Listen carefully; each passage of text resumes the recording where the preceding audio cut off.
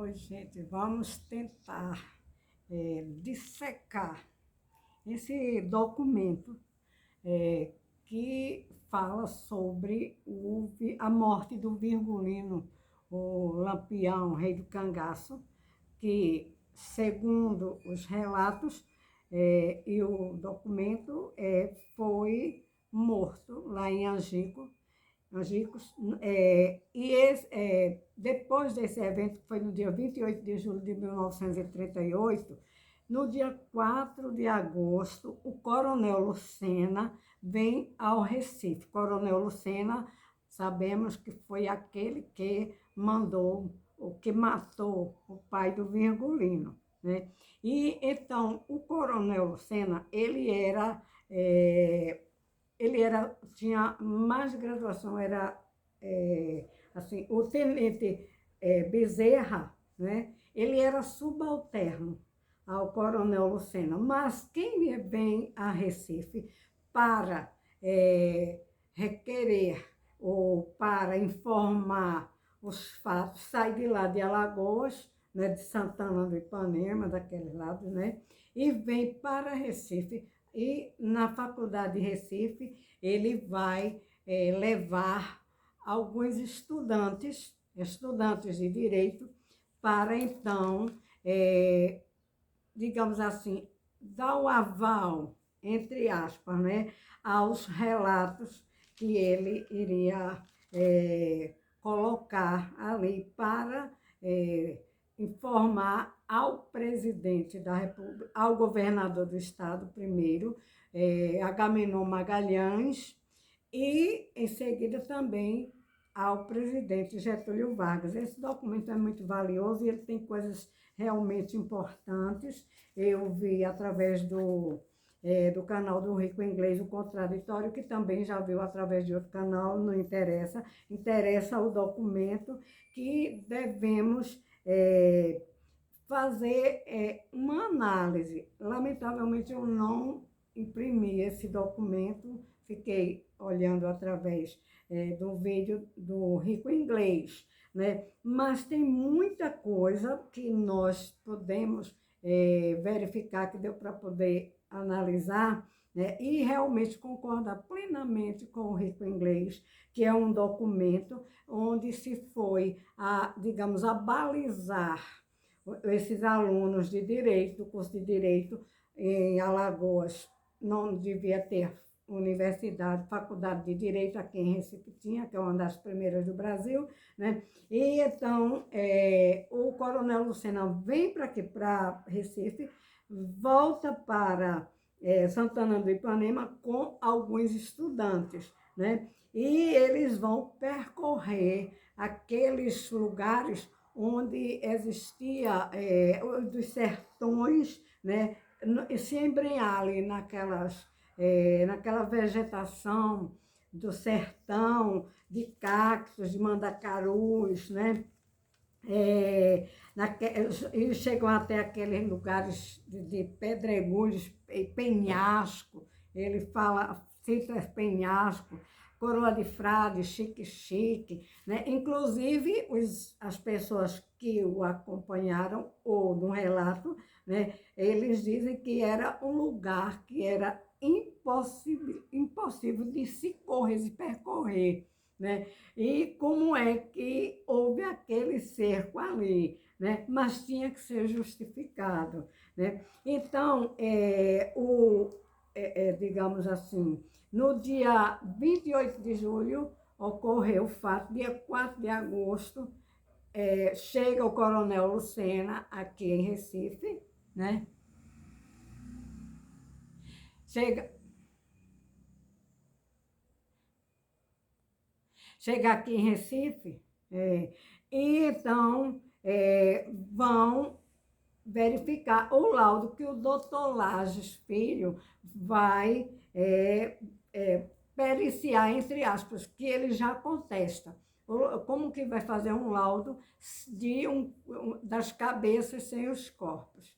Impossível, né? E então o doutor Lages, ele vai pegar aquelas peças, né, que nós chamamos de peças, que são as cabeças, né?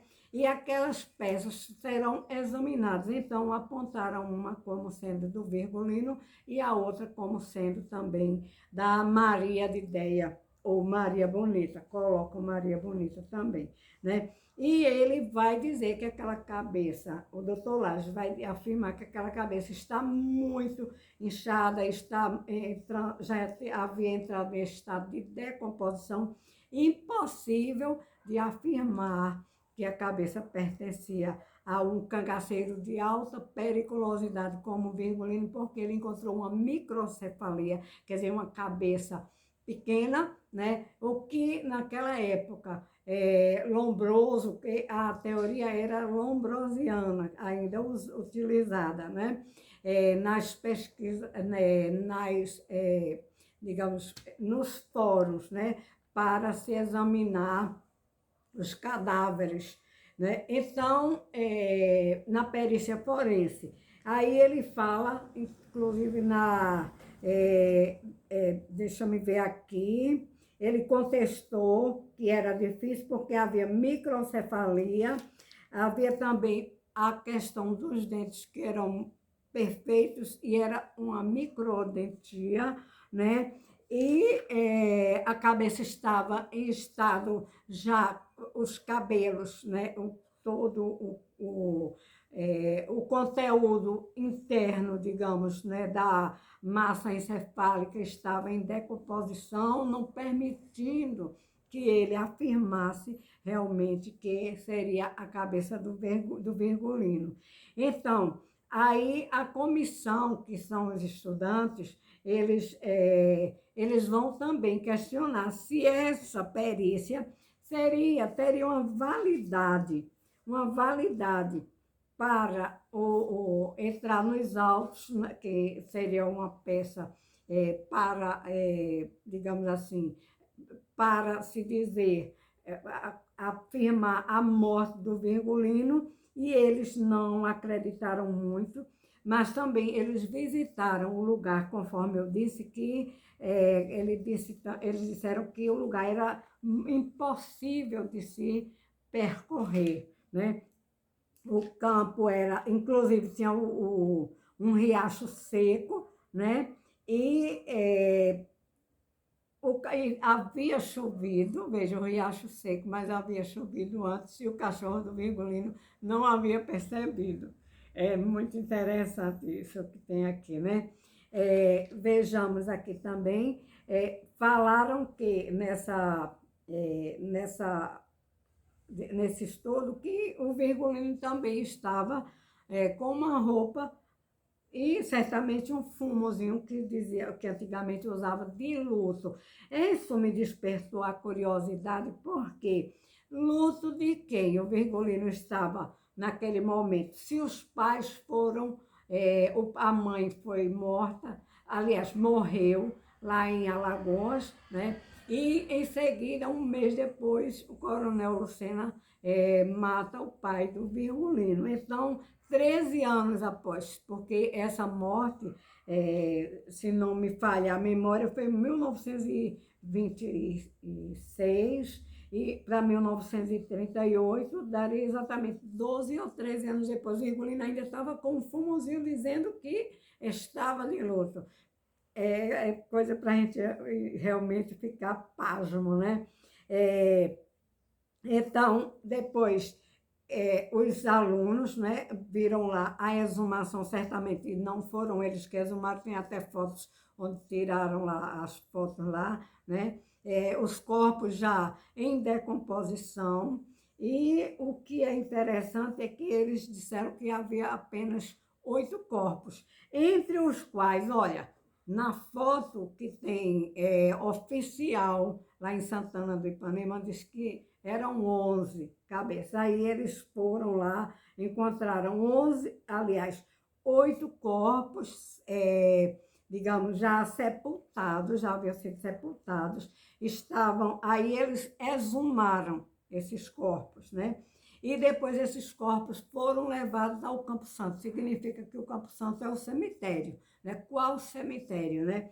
Aí também eles disseram o seguinte, que apontaram 3 corpos, eram 11, agora são 8 que eles encontraram, né? E os corpos eram um de Lampião, outro da Maria Bonita e outro de Luiz de Pedro. Como assim, né? E então, foram 5 para o Campo Santo. E os outros, se eram 8 para 11, faltaram 3 corpos, né? Então, tudo isso são coisas que nós vamos encontrando e vamos questionando, né?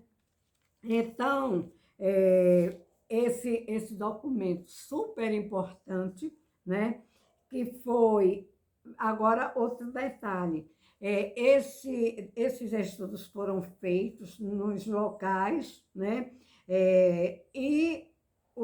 Que foram percorridos, inclusive, pelos estudantes daqui de Recife, tem o nome dos estudantes, das pessoas que acompanharam, certo?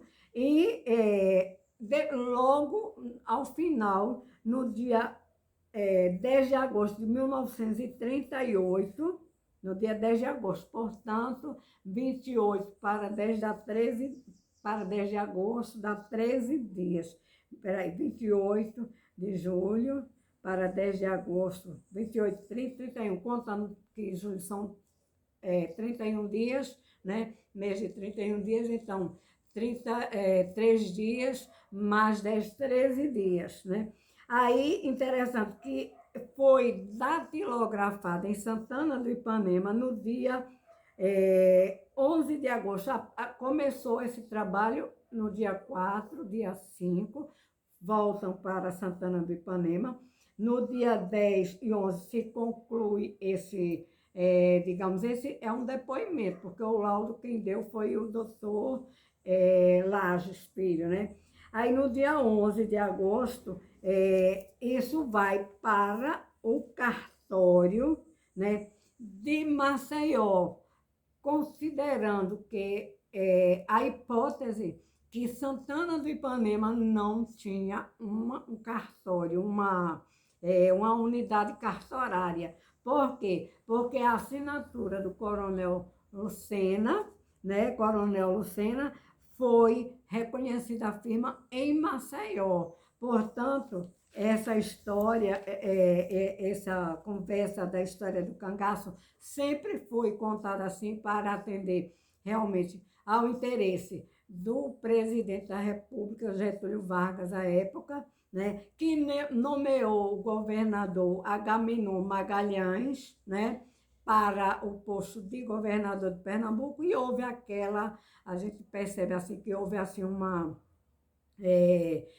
digamos, as polícias de Alagoas que estavam, porque quem foi no encalço de Virgulino, do Lampião, foi o João Bezerra, né? Foi o Bezerra, coronel, deixa eu ver se era coronel, tenente Bezerra, né? Que era subalterno do coronel Lucena, né? Vejam só, e então essa história teria que parar ali, qualquer cabeça servia, né? Foram a dificuldade de se dar um laudo, bem exatamente, porque o corpo, a cabeça sem corpo não poderia dar o laudo, foram atrás dos corpos, mas os corpos já estavam enterrados, né, em cova rasa, né? Aí fizeram a exumação, depois de enterrado é que faz a exumação, né?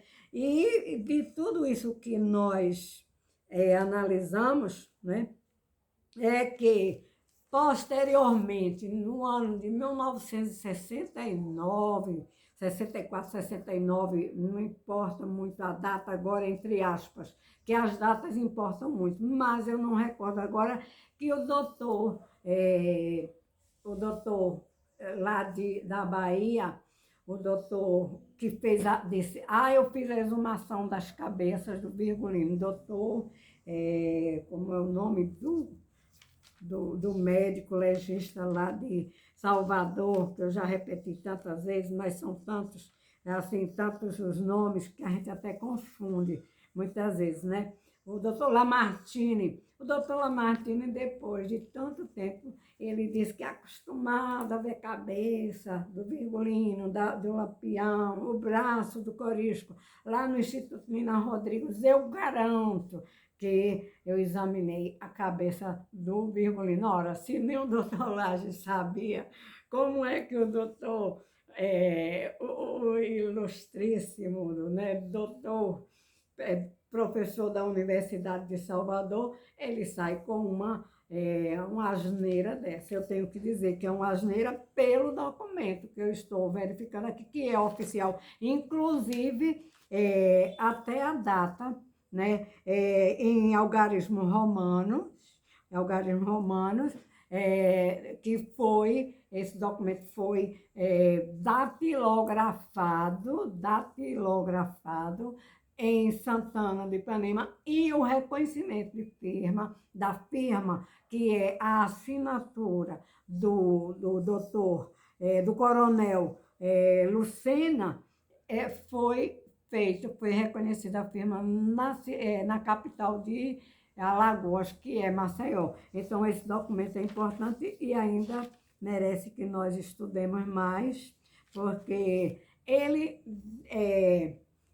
põe por terra também algumas teorias, alguns escritores que colocaram que a roupa do Virgulino está no Museu de Maceió, que o chapéu do Virgulino também está no Museu de Maceió. E aquela foto, né? Aquela foto bem emblemática, com 2 máquinas de costura de cada lado, os chapéus e as roupas do Lampião, e o dinheiro de Lampião que sumiu, tudo isso, gente, tudo isso foi criação, foi invencionice, né, dos escritores para vender livros. É a única coisa que a gente pode dizer, e o documento é oficial, né? Quem quiser pode contestar. Eu estou não contestando o documento, eu estou contestando os fatos que desde o início, que foram coisas assim, das polícias abafadinho por conta de ser ordem do ditador Getúlio Vargas, que mandou eliminar, acaba com o cangaço e com os cangaceiros. Muitos fugiram, mas né, ficou aí a história para ser contada, e a história foi mal contada porque ela foi contada do final para o começo. Quem quiser saber sobre o começo da vida do Virgulino, pode ir lá em Nazaré do Pico. Aí lá vocês vão encontrar roupa de volantes, vão encontrar armas das volantes desativadas naturalmente, né, gente? Fotografias, vão encontrar das pessoas que combateram o Virgulino. Inclusive, vocês vão encontrar as roupas de Manuel Neto, Coronel Manuel Neto. Vocês vão encontrar as roupas de Odilon Flor, de Euclides, de Américo, as roupas dos volantes de Pernambuco. Estão tudo lá para serem vistas, né? E tudo, o casaril também está conservado, o cemitério onde o nosso grande herói Manuel Neto está lá enterrado, né? Onde tem